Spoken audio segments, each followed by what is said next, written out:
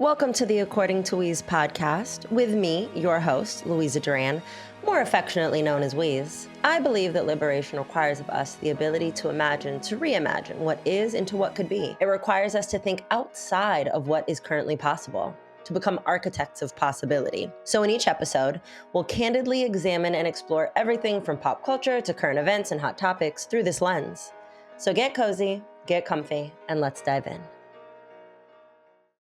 Welcome to this episode of According to Weeze.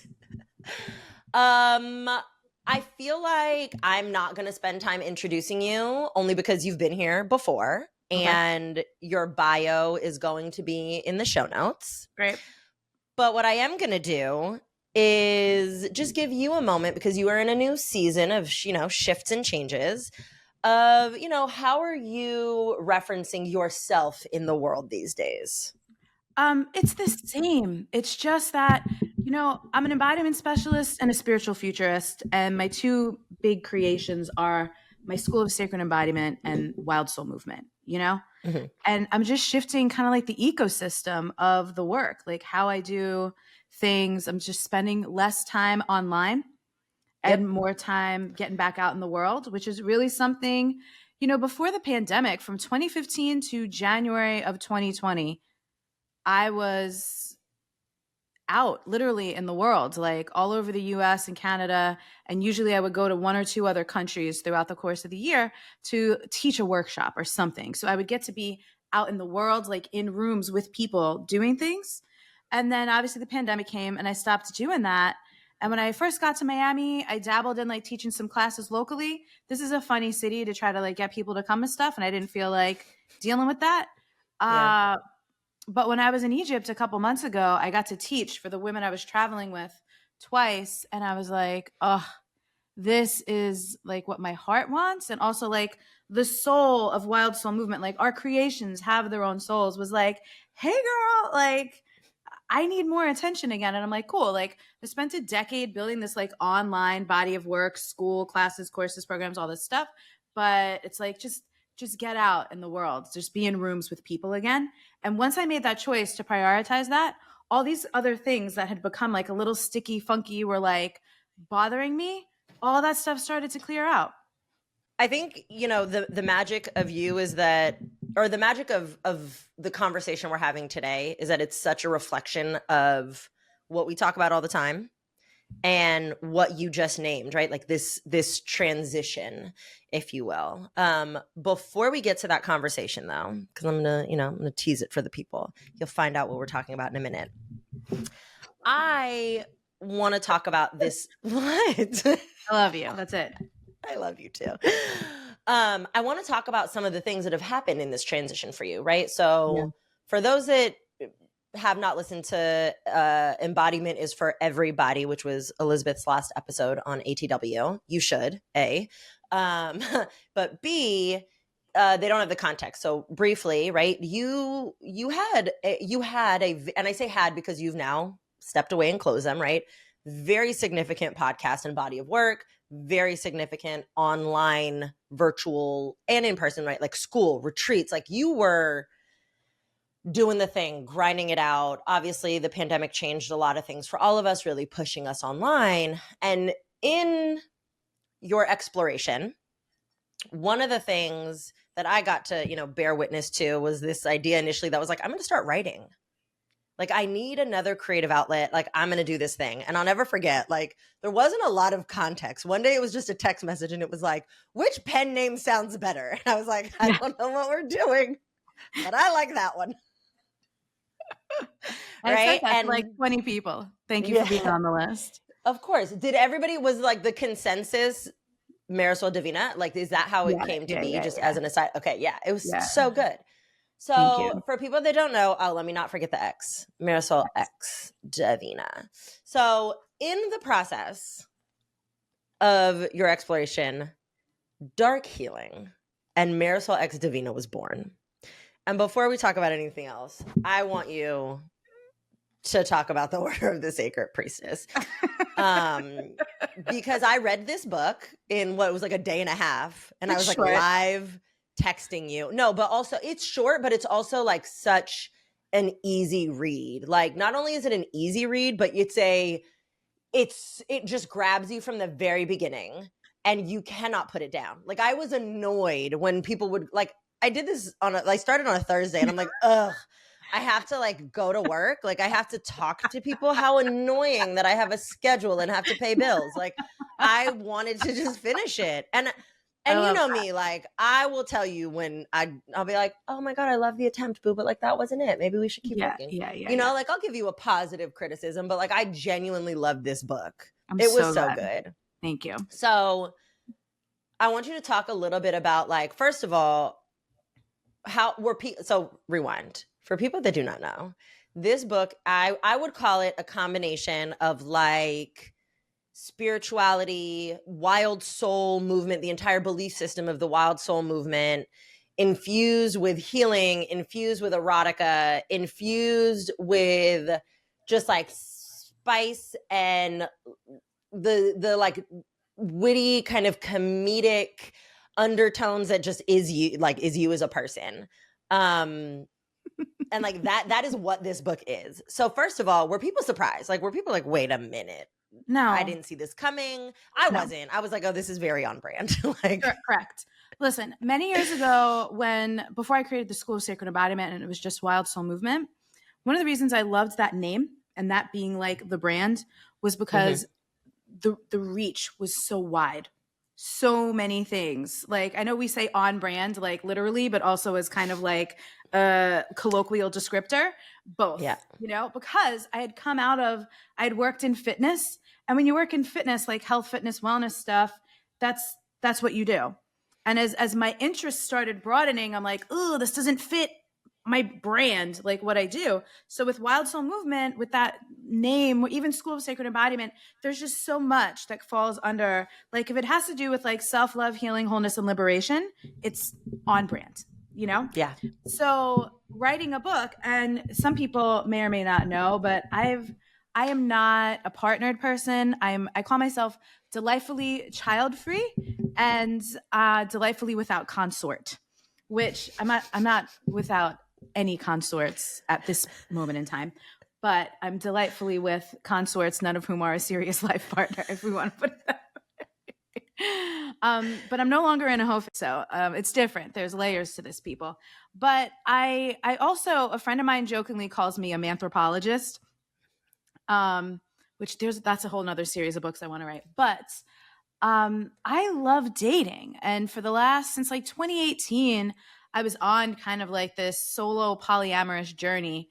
And I find human behavior. I'm also like an armchair sociologist. Like, you're a real one. I'm like an armchair, but especially dating. Cause I'm like, I'm not into all this like gender war stuff, you know? And even if you read the description of the book, it's like for women who are tired of men's toxic nonsense.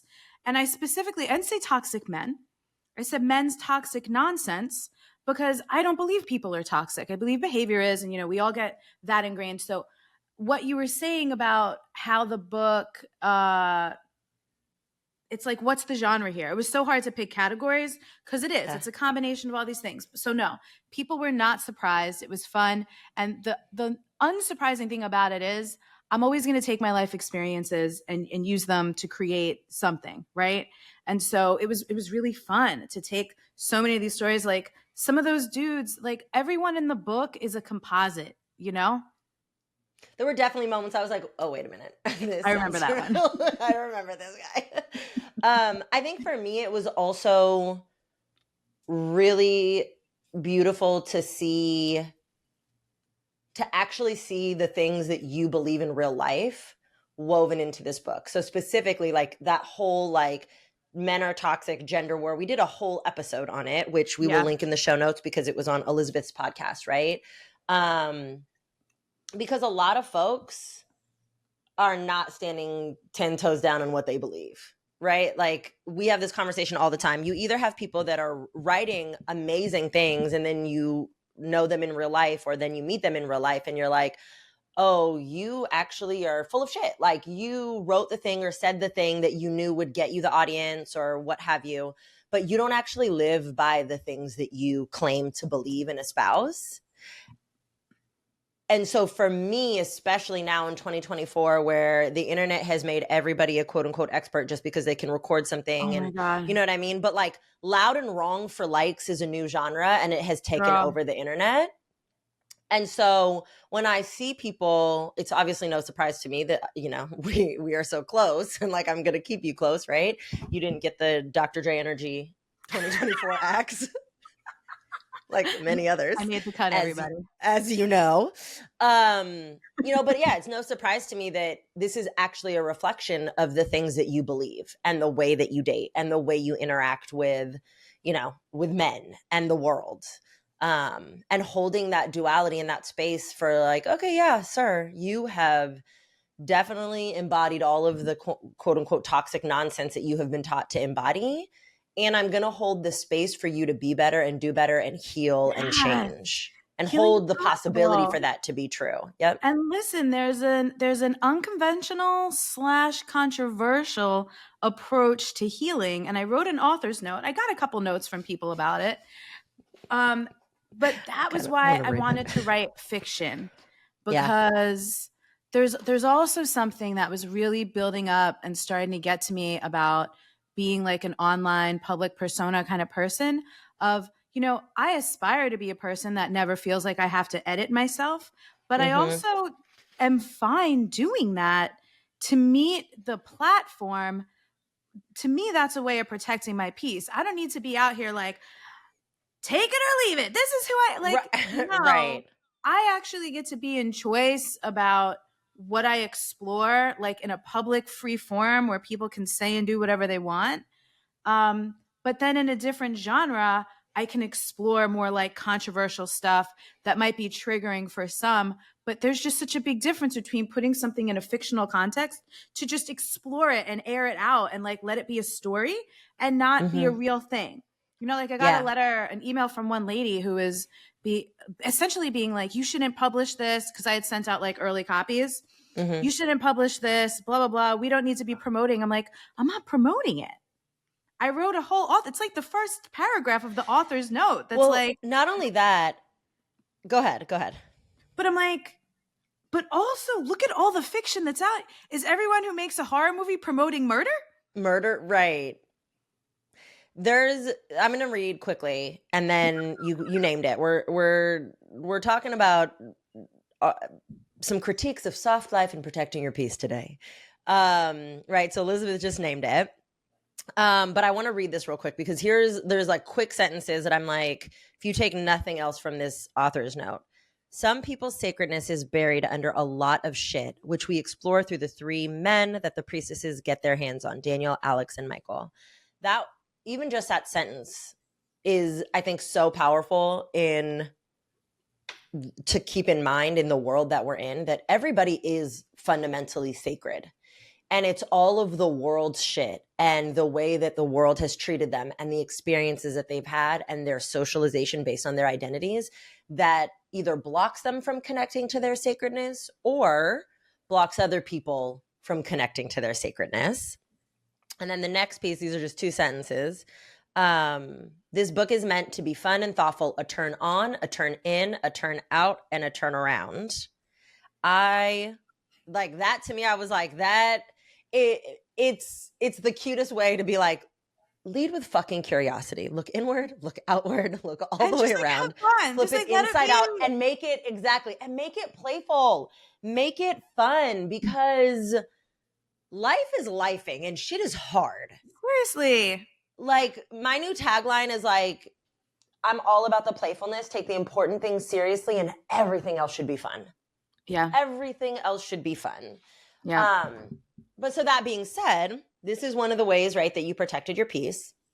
So we started talking about protecting your peace through, and I'm going to read your post. So this is conversations that we had been having, right? And then one day, actually, by one day, I mean June 1st, you popped up on the internet and you said, you can always count on Weeze to have a time-stamped receipt. I love this about you. People need to stop playing with me, because just because I don't release them publicly doesn't mean I don't have them. They are time-stamped catalogs, everybody. I have folders in my phone. What was that meme? I think I don't know if I sent it to you or you sent it to me, but it was like people threatening to expose the thing I said, me with a microphone being like, I'll say I it can say again. it again. I got the receipts, like with my whole chest. I'm not You the one can't for that. expose me. You can't expose me I'm because not I've the already one done for it. Like, that. I don't care. Right. Yeah, Okay. man. So it says it really does feel like there's this upswell of midlife women who are tired of suffering and have healed too much to be bitter or resentful and are now just loving the fuck out of ourselves and each other. And I do believe something about this is so important for the world. Amen. Motherfucking Shay. So say more about this. Like, what prompted this? What were you seeing? What conversations were you having? Well, I'm at my big age of 40 years old now, and I have a lot of friends who are later on in their 40s and even into their 50s. And like one of my favorite parts about that is we've healed too much to be bitter or resentful Yep. because and I'm not a person who's experienced bitterness, but I had some big resentment I had to work through for a while. And while I was in that, because it was starting to come out sideways, you know, I wouldn't have thought I was resentful, but in seeing how I was like showing up, feeling, engaging with certain people, I'm like, no, damn, I actually am.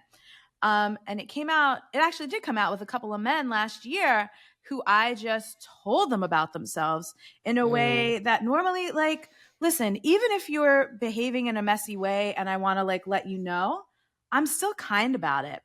Mm-hmm. And I was not kind. So for me, that's my indicator. Like if I can't find a way to be kind about it, I'm over the edge.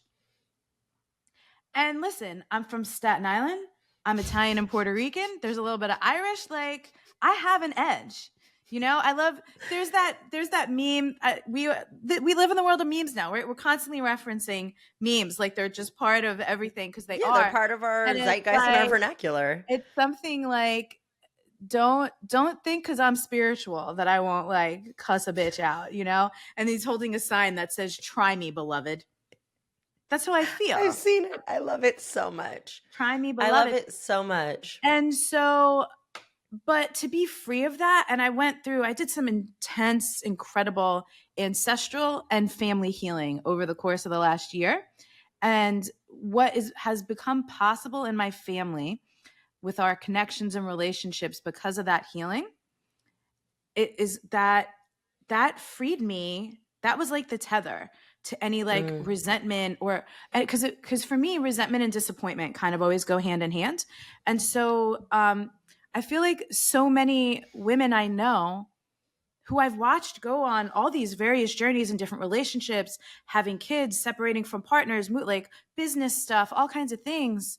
Um, we're just we're over it. It's integrated, and that's a big part of it. People have done their work, the shit is integrated, and we're like, cool, we got a lot of love to give, and we're doing that. Mm-hmm. And things can still be messed up.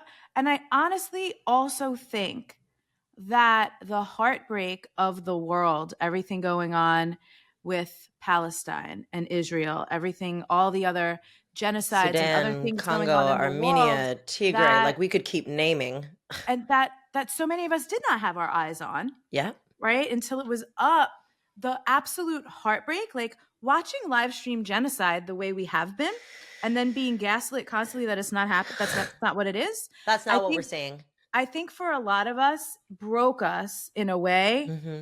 into tenderness. Like one of my favorite quotes that get attributed to Rumi is, "You have to keep breaking your heart until it opens." And I really feel like that's actually what we're witnessing and what I'm talking about. We finally got pulverized to the point that now we're just tender. Yeah. And we're here for the love, because what else are we going to do with all of this? Yeah. I think all of that is very true, but I think there's also what I'm seeing is through that people are almost getting back to basics in the sense of like Yeah. connecting with their people, connecting with nature, spending time in solitude, spending time in community, spending time in quiet, right? Like divesting from a lot of these, from the hustle culture, the grind culture, Yep. right? Which is all liberation work. And unfortunately, not sometimes, all the time. I've said this over and over again in all of my years of guiding people through their liberatory work. You have to break. You can't just bend.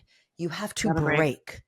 You got to break. You have to break open. And when you break open, then that allows release, right? It's like a vase full of sand. Once that breaks, all of that sand can go, right? Like release, and then you can build it back and you can put it back together, right? You can take the pieces that you want and like and leave the pieces that no longer suit you. And what I'm noticing, and I know this is true for myself, is like I also fundamentally refuse to participate in like struggle culture or the glorification of the struggle culture or stress culture. I'm like, it is neither cute nor like a marker of or indicator of success to be stressed or to be overworked, or you know what I mean? Like I want no parts of it at all. And the opposite of that is not like spiritual bypass or just escaping or retreating into privilege. But I think a lot of people position it that way. Like even just this past week, there's this woman, a spiritual white woman who's just like off the rails. Palestine has clearly broken her.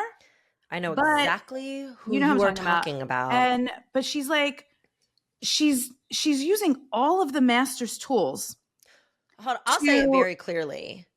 And this woman in particular, I'm not going to say her name because you didn't. So, because I'll put her name out there. I don't care. I just don't even feel like bringing the energy of it. That's why I'm not saying the name.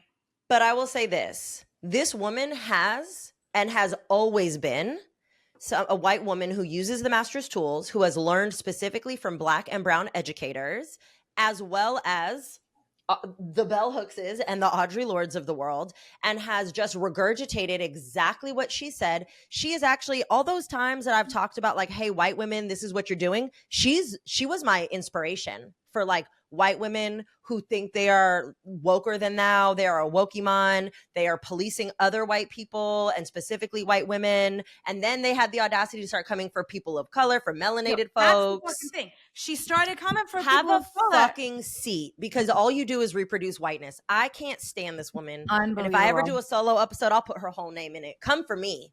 Leave who you came for alone. Come for me. Come see me. Come see me. And listen, I actually used to know her. I don't know her at all. I only know her on the internet. And again, like these are a lot of things, and this is what I'm talking about, referencing back to what you read. Sorry, you got me upset. No, I'm feeling it myself. Don't apologize, because it's fucked up, and it's also what's interesting to me is like the self-gaslighting that happens, right? Actually, one of my favorite lines that I wrote in the book about one of these men was something along the lines of, a person who's lying to themselves has no truth to tell anybody else. So if you're deluding yourself, if you're gaslighting yourself about what you're actually out here doing, you know, and it's all white centering. That's like the white and self-centering. So many of her posts about how Palestine has affected her and this and that. Like I even saw someone interviewed her on a podcast, and the description talks about how Palestine has changed her life. I'm like, does that not feel gross to some people? What about the people who are dead, gone, amputees? Who've actually the Palestinians who've actually been impacted? I'm like, are you kidding me right now? And also the Jews who have actually been impacted. Like, exactly. I have a Jewish friend. Like, sorry. No, go ahead. I have a Jewish friend whose grandmother's grave was desecrated. Right. Like here in the US. Like, right. This shit is directly impacting people. You just want to win white lady who cares the most award.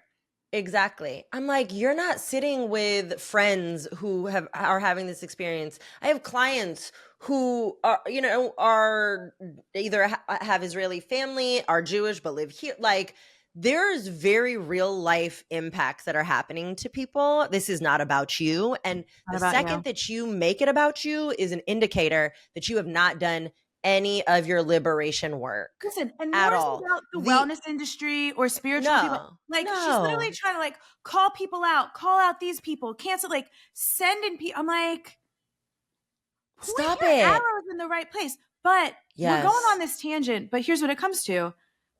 That's an example of a woman who's the bitterness, the resentment, whatever it is driving her. It's not the love, right? I do have compassion for her, because that's what I see. I see a person who needs to do whatever I don't know her personally. So whatever healing and liberatory work that she needs to do to get to a place where she no longer is holding on to the bitterness and the resentment and the anger. Totally. Because righteous rage is one thing. I've got it. I'll be the first one. Like, righteous Yeah. rage is valid. Righteous rage is actually a reflection of love. Yes. Right? But so when I see people like that, I'm like, man, I don't have capacity to hold you for free, but I hope you have friends. Well, and clearly not, because who could go on for this long at like this you know what I mean? Like, but so it's rough out there, and it's interesting because what I'm feeling, the upswell I'm seeing is people who are kind of locking arms and being like, yo, we're not doing, like you said, we're not doing this struggle shit. We're not glamorizing this. And listen, we're also not glamorizing the fight. Because what I've come to see. Say that. Because I'll tell you from the front lines. From the front lines, y'all think this shit is sweet. Like, because I've watched people not only burn out, but astutely land in an assessment place of this shit doesn't work. It's not working. We've been trying this method, right? And not only that, I can always tell folks who are in it for the glamour or the like going viral moment or the look at me versus, you know, the folks that are really with the shit who, because we all have our roles to play, right? Y'all know my whole, like, all the world's a stage, all the men and women merely players, find your role, like my whole thing on that, right? And you can tell who is there because they're like, all I have is my body to put on the line. That's all I have, right? Or all I have is my ability to create an encampment and barricade a school building or whatever it is. Yeah. Versus the like, I think this shit makes me look cool. Or look at me. Or like, if you're not posting on the internet, it's like, listen, that's not, for me, that's not my lane. When's the last time I posted on the internet? Y'all gonna tell me I'm not with the shit? Well, because here's the other thing. I had a conversation with Meta.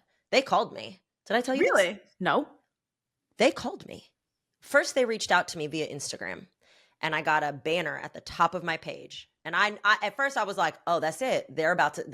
I'm done. They're taking it. Because they took my Facebook. So I was like, oh, Instagram is over. And then I read it. And it was like, you are one of the top creators that we would like to talk to, blah, blah, blah, blah, blah, blah.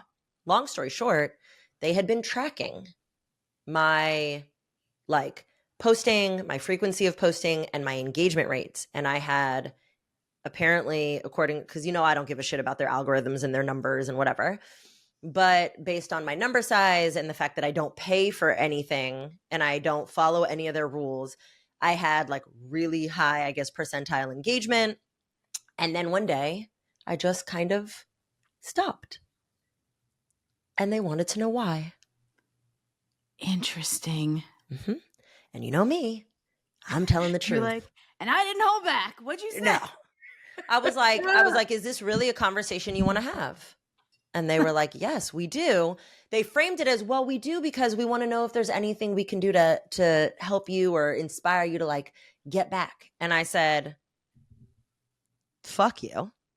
The first thing that you could do was actually remove censorship and allow people to engage with the content that they actually follow and want to see, as opposed to the hierarchical system you have in place. But so what I said was, I chose to stop posting because there was a period where we actually could post whatever we wanted to post. And there was no immediate block. There was no immediate quote unquote shadow ban, that people were just naturally going to see it.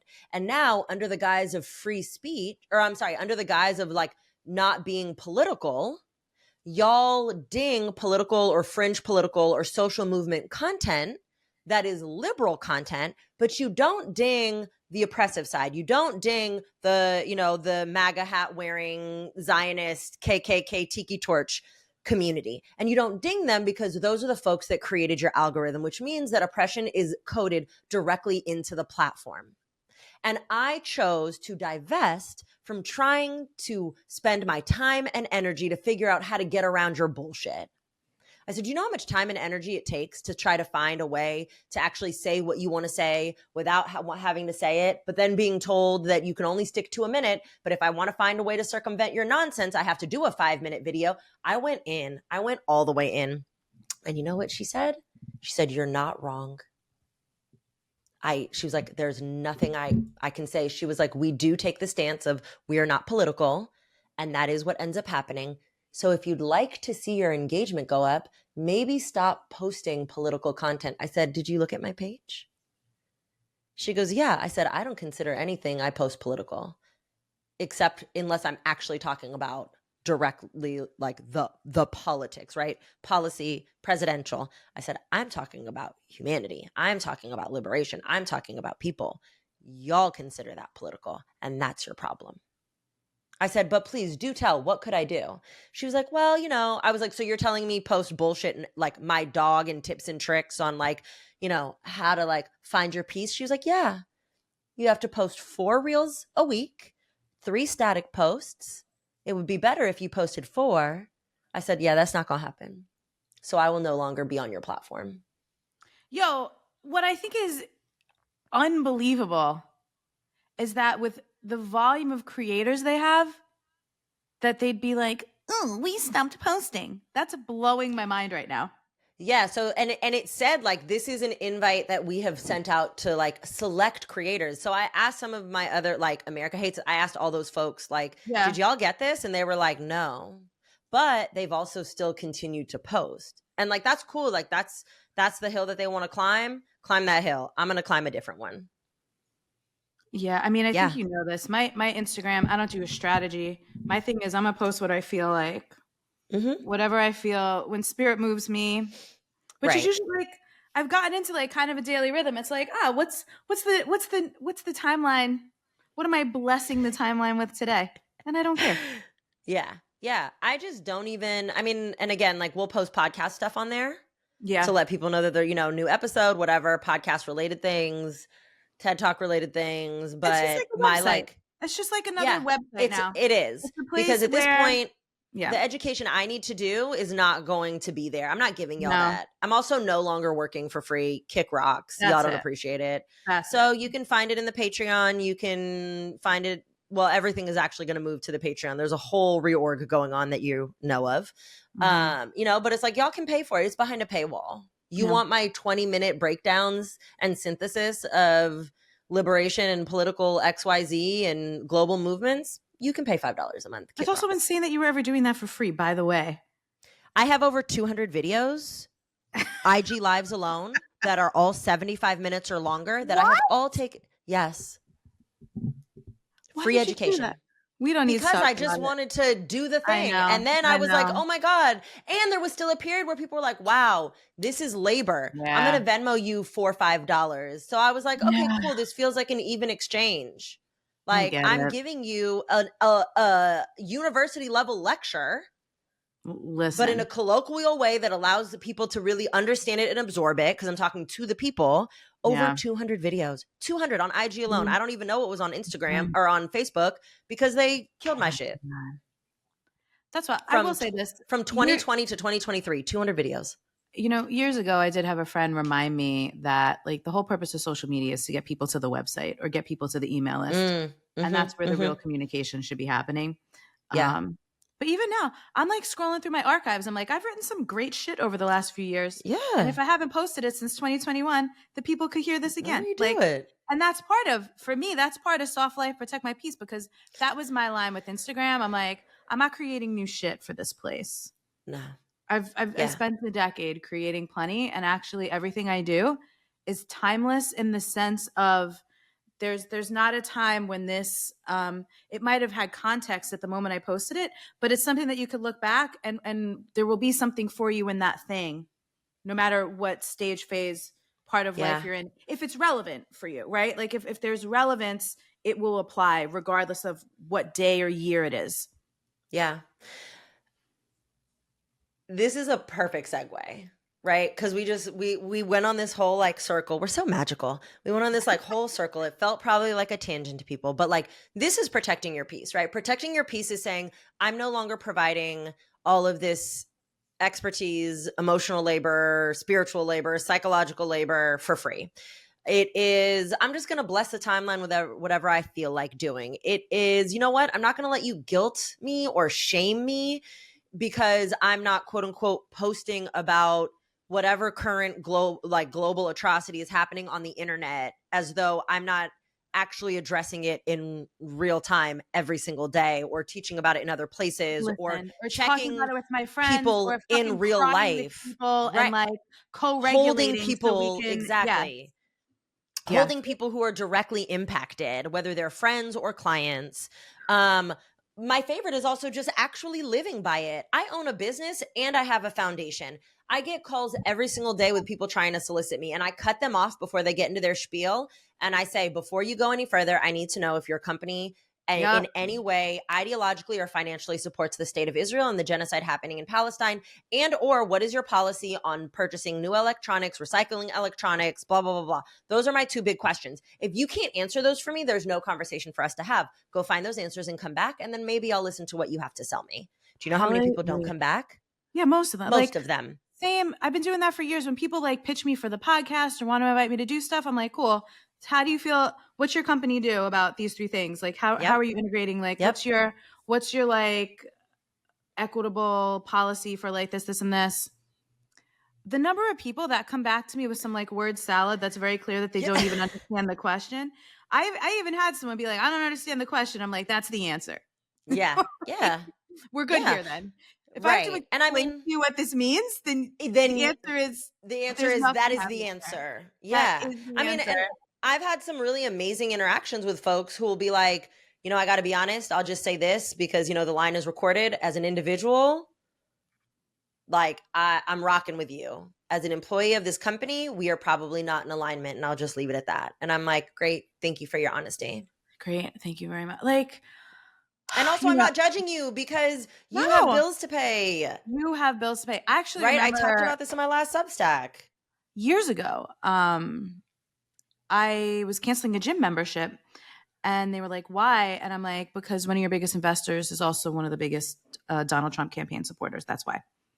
And the person on the phone with me had an accent. I think they were Filipino. And I could hear all the things they weren't saying and how hard it was for them to be the person placing these phone calls, you know? Yep. And I was like, I feel for you, man. Like, that's what's so ridiculous to me. You know what someone told me recently? I didn't know this. Amal Clooney, George Clooney's wife, apparently people were like coming for her for not like posting about Palestine. Meanwhile, she was like consulting the IDF about, not the IDF, the, what international court, you know me with the acronyms, they got me, about how to ICJ? like. Yes. IJC? ICJ.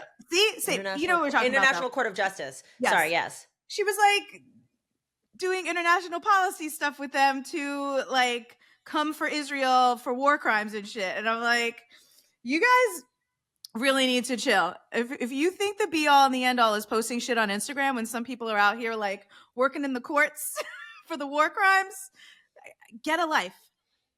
Get a whole life. A whole life. Also, again, lead with curiosity, right? Like ask questions first. Fucking ask a question. Because the people that I know that are 10 toes down really doing the work are like all sorts of things are very quiet about it. You know what I mean? Like even you and I with platforms and podcasts and, you know, that we talk about, like y'all don't know half of the shit that we do. People don't know half of the shit that I do on a daily basis, or who we're supporting, or what we're working with, or what our hands are involved in, or how we're moving the needle of equity forward. But people make so many assumptions, And so protecting your peace to live a soft life is, right, having the boundary, is having a boundary with yourself, right? The like, hey, you know what? I don't have to do this. Yeah. I'm not going to allow people to make me feel like this. And there's tons of content shit between Elizabeth and I on protecting your peace, on co-creation, mutual consent. But what we want to talk about today is the way that protecting your peace has been weaponized. And it has been turned into this tool to spiritually bypass, to accountability bypass, to human bypass, and to completely just relinquish yourself from all responsibility to community and humanity. under the guise of protecting your peace. And that's not it. It is once again a liberatory tool or a liberatory phrase that found its way into the popular zeitgeist. I blame myself for making sweatshirts and notebooks and having a whole podcast episode and a course on it. I take partial responsibility because I created the merch. I created a course. I created the merch. The first podcast called Protect Your Peace came out in 2018. I'm sorry. Tis I. Tis I. The call still inside the house. Did it. It is. Blink twice. I did it. I'm sorry. I'm sorry. I gave it to pop culture. I am one of the purveyors, okay? I was the bridge. Burn me. I didn't mean to. I didn't think they'd fuck it up like this. No, but pause here for a second, because this is something that I think about all the time, is due to once we release something into the world, it's no longer ours, right? Once something goes up on the internet, and we literally have zero control of what becomes of it. So it's interesting too, because another thing that gets weaponized is like intent versus impact. And it's like no one's intent, your intent always does matter on a level, but none of us can ever control impact. And so even this is such an interesting, one of the reasons why I wanted to pull back from online is because I'm like, everything gets diluted. Everything gets diluted, distorted, bastardized, weaponized eventually. And I'm not putting pieces of myself, I'm not doing that with my soul's essence anymore. Yeah. It also felt like a betrayal to like the work in general and the movement and the actual frameworks. Yeah. Because it's like, you want me to dilute this down to make it fit into a snapshot soundbite that like, I'm not doing it, right? So all of that is protecting your peace. What is not protecting your peace is using the phrase protecting your peace. And granted, colonizers gonna colonize, right? Like whether it's land or intellectual property, like they're gonna take it, they're gonna make it their own, and inevitably they fuck it up. But I feel like now what I see left and right is the way that white supremacist culture, right? Because rugged individualism is a cornerstone of supremacy culture and dominance culture. It has taken over the concept of protecting your peace to the point where it's like, I don't owe anyone anything. I get to be cold and heartless. I get to prioritize me and only me. I cut people off quick. And it's like celebrated as though your ability to turn your back to human beings for your quote unquote peace because you're stressed or it's inconvenient it should be a fucking gold star. Like that's how we should be treating people. Thanks for tuning in. I hope you enjoyed the episode. It would mean the world to me if you could show me some love by sharing the show, rating, and leaving a review. And if you want to dig just a little bit deeper into community, join me over on Patreon. Subscribe to the Substack for more Weezeisms, or you can find me on the socials at According to Weeze. All right, y'all. That's all I got. Until next time.